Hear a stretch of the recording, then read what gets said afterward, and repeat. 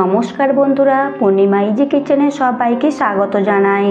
বাঙালিরা দেশে বিদেশে যেখানেই থাকুক না কেন, বাংলার সেই ফেমাস রসগোল্লার কথা মনে পড়ে গেলে মুখে জল ধরে রাখতে পারে না। কিন্তু তা বাংলার বাইরে গেলে আবার পাওয়াও সম্ভব হয় না। তাই বলে বাংলার বিখ্যাত রসগোল্লা খাবে না, তা কি করে হয়? তাই আমার মতো যারা এই কষ্ট সহ্য করেন সারা বছর ধরে, তাদের জন্য নিয়ে চলে এসেছি একদম সহজ পদ্ধতিতে কলকাতা ফেমাস নরম স্পঞ্জ রসগোল্লা। আমার আজকের এই রেসিপিটি যদি হেল্পফুল লেগে থাকে তবে আমার এই চ্যানেলটিকে লাইক, শেয়ার এবং সাবস্ক্রাইব করে পাশে থাকার অনুরোধ রইল। তাহলে চলুন দেখে নিই। আমি এখানে দুধ গরম করতে বসিয়েছি। 1 লিটার গরুর দুধ নিয়েছি। দুধটা ফুটে এলে গ্যাসের ফ্লেমটা আমি বন্ধ করে দিচ্ছি। এখানে আপনারা গরুর দুধের বদলে প্যাকেট দুধও ইউজ করতে পারেন। এবার এই দুধের ছানাটা কাটানোর জন্য আমি 2 চামচ ভিনিগার এবং 2 চামচ জল মিশিয়ে নিচ্ছি। এই ভিনিগার এবং জলের অনুপাতটা হবে 1:1। তো আপনারা এখানে ভিনিগারের বদলে লেবুও ব্যবহার করতে পারেন, লেবুর রস। তো আমি এখানে 1 চামচ করে দিয়ে ছানাটাকে কাটিয়ে নিচ্ছি। অল্প অল্প করে দিয়ে এভাবে কাটাবেন। আর একটা কথা বলে রাখি, এখানে যে দুধের কোয়ালিটি, সমস্ত দুধের কোয়ালিটি সমান হয় না। তো সেই হিসাবে ভিনিগারের পরিমাণটা কম বেশি হতেই পারে। তো দেখুন, এরকম যখন দুধ যে ছানা এবং জল এভাবে আলাদা হয়ে যাবে, জলের কালারটা এরকম চলে আসবে, তখনই বুঝে যাবেন পারফেক্ট ছানা কাটা হয়ে গেছে। এই ছানাটার জল আমি ঝরিয়ে নিচ্ছি। তার জন্য একটা ছাঁকনির উপরে এরকম একটা সাদা কাপড় দিয়ে আমি ছানা থেকে জল সরিয়ে নিচ্ছি। দেখুন, সমস্ত ছানা দেওয়া হয়ে গেলে আমি থেকে জলটা ঝরিয়ে নিয়ে এই জলটা সরিয়ে দিয়ে, এই জলটা আপনারা রান্নার কাজেও ব্যবহার করতে পারেন। তারপর ওই ছানাটাকে আবারও আমি অল্প অল্প করে জল দিয়ে 2বার ছানাটাকে আমি ধুয়ে নিচ্ছি।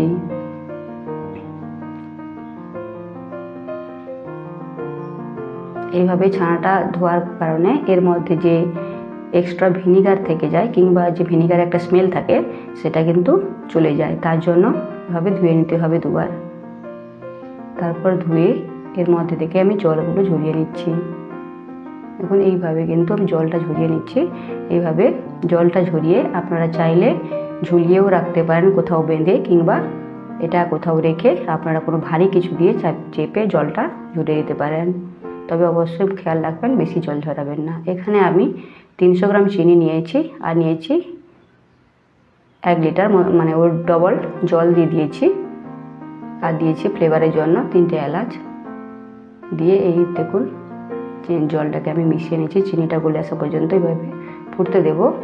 আর দেখুন, এখানে চিনির মধ্যে কিন্তু অনেক ময়লা থাকে। সেই ময়লাটা ওঠানোর জন্য আমি জলের মধ্যে সামান্য গুঁড়ো দুধ দিয়ে ভালো করে মিশিয়ে আমি অল্প অল্প করে এই যে চিনির যে সিরাপ, সেই সিরাপের ওপরে আমি দিয়ে দেব। দিলে কি হবে, এর মধ্যে কিন্তু প্রচুর ময়লা থাকে, সেই ময়লাটা উঠে আসে। এই ময়লাটা অবশ্যই আপনারা তুলে ফেলে দেবেন। এরকম ভালো করে মিশিয়ে দিলে তারপর ফুটে আসবে তখন আপনারা দেখতে পাবেন এর চিনির ভেতরে কত ময়লা থাকে। দেখুন, এরকমভাবে কিন্তু অবশ্যই 3-4 বার চিনির ওপর থেকে ময়লা তুলবেন। দেখুন কতটা ময়লা বেরিয়েছে।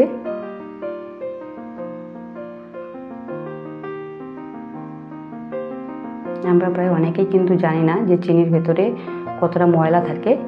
এইভাবে ঠান্ডা জল দিয়ে, অল্প অল্প করে ঠান্ডা জল দিয়ে 3-4 বার এইভাবে কিন্তু ময়লাটা তুলে নিতে হবে। তারপর দেখুন, এখানে যে এলাচ থাকে, এলাচের দানাগুলো নিয়ে নিয়েছি আর খোসাগুলো আলাদা করে রেখে দিয়েছি।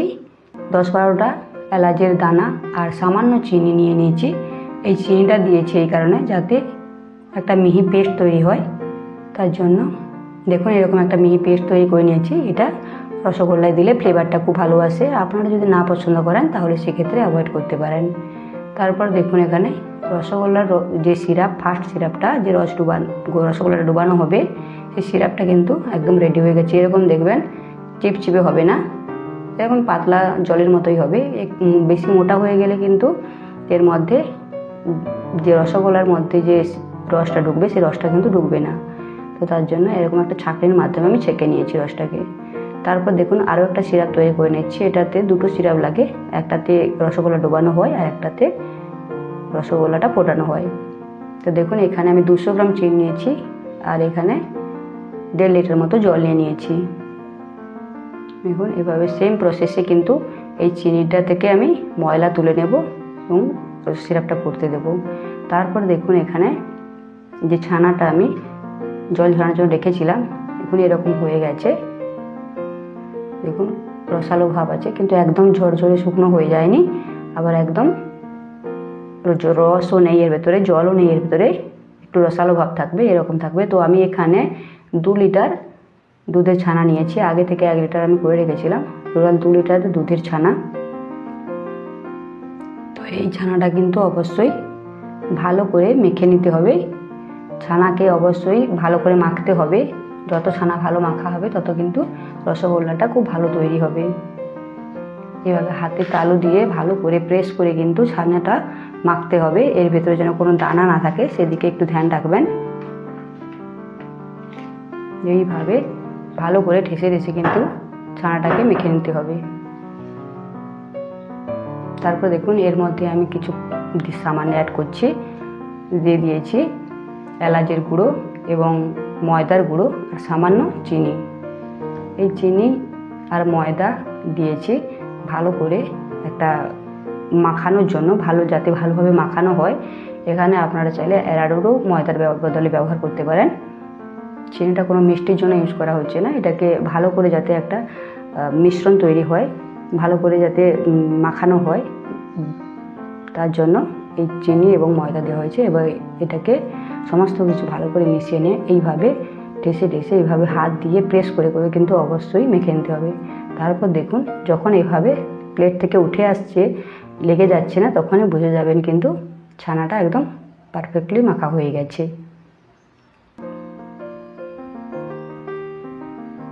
দেখুন ছানা কিন্তু খুব সুন্দরভাবে মাখা হয়েছে। এবার আমি ছোট ছোট করে পিস করে কিন্তু কেটে নিচ্ছি। প্রথমে আমি সমস্ত পিস কেটে নিচ্ছি, তারপর আমি রসগোল্লাগুলো এক এক করে তৈরি করব। দেখুন 2 কেজি 2 লিটার দুধ থেকে কতগুলো রসগোল্লা তৈরি হয়েছে। এবার দেখুন এই রসগোল্লাগুলো যখন হাতে ডো করবেন অবশ্যই কিন্তু আপনারা প্রেস দিয়ে করবেন। প্রথম প্রেস দিলে মনে হবে যেন ভেঙে যাচ্ছে, তো আপনারা যদি ভালো করে মেখে থাকেন এটাকে তাহলে কিন্তু ভাঙবে না। এবার ভালো করে প্রেস দিয়ে অবশ্যই ডোগুলো তৈরি করে নেবেন। ভালো করে প্রেস দিয়ে তৈরি করলে কি হবে, এর ভেতরে যে গ্যাপগুলো থাকে সেই গ্যাপগুলো কমপ্লিট হয়ে যায়। তো তার জন্য ভালো করে এইভাবে দেখুন মসৃণ করে একদম রসগোল্লাগুলো তৈরি করবেন, যাতে যেন কোনো ক্র্যাক না থাকে সেদিকে একটু ধ্যান দেবেন, না হলে কিন্তু রসগোল্লাগুলো রসে ডোবালে ফেটে যেতে পারে। দেখুন সমস্ত রসগোল্লা আমার কমপ্লিট হয়ে গেছে তৈরি করা। এবার দেখুন যে সেকেন্ড সিরাপ তৈরি করেছিলাম এভাবে ফুটছে। তো এই যে মাঝ বরাবর যে ফুটছে, এই মাঝ বরাবরই কিন্তু রসগোল্লাগুলোকে এক করে ছেড়ে দিতে হবে। ফোটা যেখানে পড়ছে সেইখানে ছাড়লে কিন্তু রসগোল্লাগুলো কোথাও নিচে লেগে যাবে না কিংবা সাইডে লেগে যাবে না। তো এইভাবে কিন্তু সমস্ত রসগোল্লাগুলো এক এক করে রসের মধ্যে ডুবিয়ে দিতে হবে।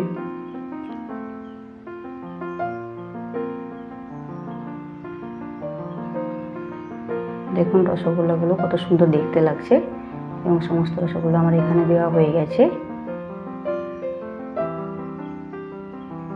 দেখুন খুব সুন্দরভাবে ফুটছে। তো আমি এটাকে 5-7 মিনিটের জন্য ঢেকে দিয়েছি। 5-7 মিনিট পর দেখুন রসগোল্লাগুলো কিভাবে ফুলে উঠেছে। তো আমাদের এখানে যেহেতু মিষ্টি দোকানের কড়াই নয়, আমাদের বড় কড়াই নেই, তো আমরা যেহেতু বাড়িতে বানাই তো সেই হিসাবে ছোট কড়াইতেই করা হয়, তাই ঢেকে করলে কিন্তু একটু সুবিধা হয়। তো দেখুন এমন বড় হয়ে গেছে যে আমি কড়াইতে নাড়তেই পারছি না। তো ধীরে ধীরে এইভাবে অবশ্যই কিন্তু ফুল আঁচেই, মিডিয়াম টু ফুল আঁচেই কিন্তু রসগোল্লাগুলো পুরো বানাতে হবে। দেখুন রসগোল্লা কিন্তু একদম রেডি হয়ে গেছে। এভাবে আমি উল্টে দিচ্ছি। দেখুন কত সুন্দর বড় বড় রসগোল্লা, কত ছোট ছোট রসগোল্লা দিয়েছিলাম আর দেখুন কত বড় বড় হয়ে গেছে। তো আপনারা অবশ্যই বাড়িতে একবার ট্রাই করে দেখুন এবং ট্রাই করে কেমন হয়েছে আমাকে কমেন্টে জানাবেন। এবার দেখুন এই যে রসগোল্লা তৈরি হয়েছে, পারফেক্টলি তৈরি হয়েছে। বুঝবেন কী করে, এরকম একটা পাত্রে জল নিয়ে ঠান্ডা জলে এভাবে রসগোল্লাও ছেড়ে দেবেন। যদি দেখেন যে ডুবে গেছে তাহলে বুঝে যাবেন যে রসগোল্লা একদম পারফেক্টলি তৈরি হয়ে গেছে।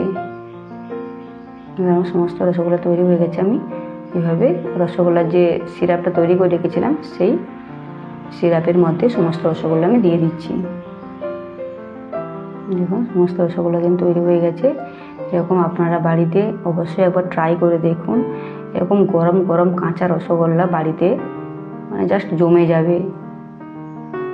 দেখুন কতটা স্পঞ্জের মতো হয়েছে, এবং এর মধ্যে যে এলাচ দিয়েছিলাম তার জন্য এর ফ্লেভারটাও খুব ভালো আসবে। দেখুন পুরো স্পঞ্জের মতো হয়েছে, টিপে ছেড়ে দিলেই আবার খুলে যাচ্ছে। এটাকে আমি ঢেকে ওভারনাইটের জন্য রেখে দিয়েছি। দেখুন সকালে যখন আমি খুলে দেখাচ্ছি দেখুন কতটা ফুলে উঠেছে, রস টেনে বেশ অনেকটাই ফুলে গেছে। দেখুন এখনও কতটা সফট আছে। তো এইভাবে আপনারা বাড়িতে তৈরি করে দেখুন, অবশ্যই খুবই ভালো লাগবে। আমি আবারও চলে আসবো একটা নতুন রেসিপি নিয়ে নেক্সট এপিসোডে। তত সময় ভালো থাকবেন, সুস্থ থাকবেন, সবাইকে ভালো রাখবেন। ধন্যবাদ, টাটা সবাইকে।